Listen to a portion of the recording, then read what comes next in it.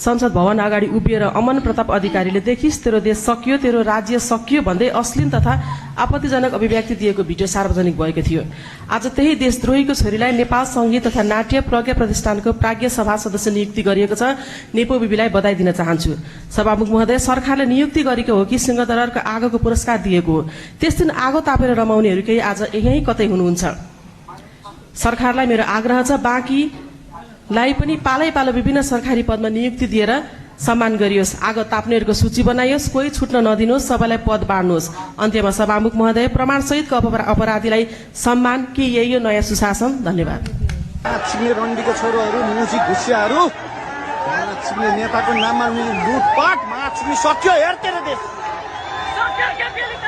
सक्यो, माछिग्ने तेरो राज्य सक्यो। अब रन्डीको छोरो माछिग्ने, अब सक्यो तेरो राज्य। मुसी हेर त्यहाँ देखिस्, मुसी सबको पालो आउँछ। माछिग्ने चोरी घुसखोर, माछिग्ने सब डढा मुसीहरू सबको ज्यान जान्छ। अब सबको ज्यान जान्छ माछिग्नेहरू।